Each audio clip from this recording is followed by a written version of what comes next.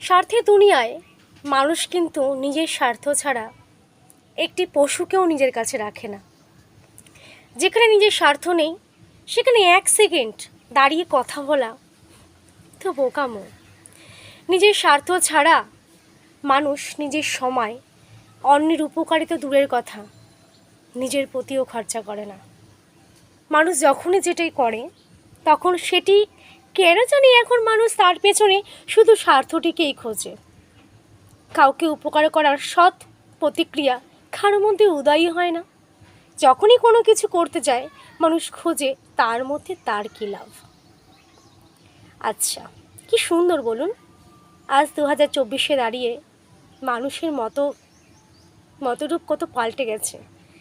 মানুষ এখন নিজেকে নিয়ে কত ব্যস্ত, নিজের কথা ভাবতেই মানুষ এতটাই ব্যস্ত হয়ে পড়েছে যে পাশের মানুষটির মনের কথা শোনা বা তাকে সময় দেওয়া বা তার কথা ভাবা, যে আপনাকে নিয়ে সারাক্ষণ ভাবে, যে আপনার জন্য দিনের 24টি ঘন্টা সে পার করে দিচ্ছে শুধুমাত্র আপনাকে ভালোবাসার জন্য, আপনার থেকে ভালোবাসা একটু পাওয়ার জন্য, তার জন্য ভাবার বা তার দিকে তাকানোর সময় নেই আপনার। কারণ আপনি খুব বিজি ম্যান, বিজি মানুষ। আপনি পুরুষ, আপনি কর্মঠ বা আপনি নারী, আপনি যেই হন না কেন, আপনি খুব বিজি। আপনি নিজেকে এতটাই আপনি ব্যস্ত করে ফেলেছেন যে পাশের ভালোবাসার মানুষটি আপনার প্রতি কী প্রতিক্রিয়া কাজ করছে তা দাঁড়িয়ে ভাবার মতনও আপনার কোনো সময় নেই আপনার। আপনি শুধু নিজেকে নিয়ে ভাবতেই ব্যস্ত। কেন বলুন তো? জীবনে অর্থটাও ঠিক যেমন দরকারি, যে অর্থের জন্য আপনি ঘোরাঘুরি করছেন, আপনি পরিশ্রম করছেন, সেই অর্থটি কিন্তু একটা সময় আপনার খরচ হয়ে যাবে। আপনি সে অর্থ কোনোদিনই আপনার সাথে করে চিরকালের মতন রেখে দিতে পারবেন না। সে অর্থ আপনি যার জন্য উপার্জন করছেন সেটি হচ্ছে সুখের জন্য আপনি এই অর্থটিকে উপার্জন করে রাখছেন, যাতে ভবিষ্যৎ আপনাকে সুখ দেয়, যাতে সবাই আপনাকে ভালোবাসে, যাতে আপনি ভালো থাকতে পারেন একটা সময় গিয়ে। তবে এখন আপনি কেন এত খারাপ রয়েছেন নিজেকে ব্যস্ত রেখে? কেন দিচ্ছেন না আপনার পাশের ভালোবাসার মানুষটিকে সময়, যে কিনা আপনার কাছ থেকে প্রতিটা মুহূর্তেই সময়ের ভিক্ষা চেয়ে বেড়াচ্ছে? ভালোবাসার সন্ধানে সে ভিখারির মতন আপনার কাছে সময়ের ভিক্ষা চাইছে, অথচ আপনি কাজের ফাঁকে তাকে কিছু টাইমও দান করতে পারছেন না। ব্যর্থ আপনার এই সমস্ত পরিশ্রম, জানেন তো?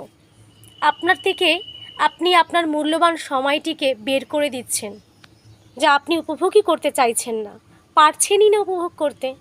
একটা সময় গিয়ে আপনার মনে হবে যে আপনি বড় ভুল করেছেন। যেই সময়টা আপনার ওয়াইফ কিংবা আপনার হাজবেন্ড এবং আপনার সন্তানদের সাথে একটু টাইম মেনটেন করে খুশি থাকার কথা ছিল, সেই সময়গুলিতে আপনি নিজেকে এমনভাবে ব্যস্ত করে ফেলেছেন যে একটি সময় গিয়ে আপনার আফসোস হবে যে তাদের সাথে আপনি কিছু ভালো মুহূর্ত কাটাতেই পারেননি। তাই জীবনে আর যাই করুন না কেন, একটু নিজেকেও সময় দিন, যাতে পরে গিয়ে আপনার আফসোসের কারণ না হয় যে আপনি সঠিক সময় সঠিক সুখ লাভ করতে পারেননি আপনি। দেখুন, একদিন সবাই বৃদ্ধ হয়ে যাবে, সবাই মারাও যাবে, কিন্তু সময় স্মৃতিরূপে আপনার কিছু মুহূর্ত আপনার মাইন্ডে থেকে যাবে। যখন সেগুলো আপনি মনে করলে আপনার খুব আনন্দ লাভ হবে।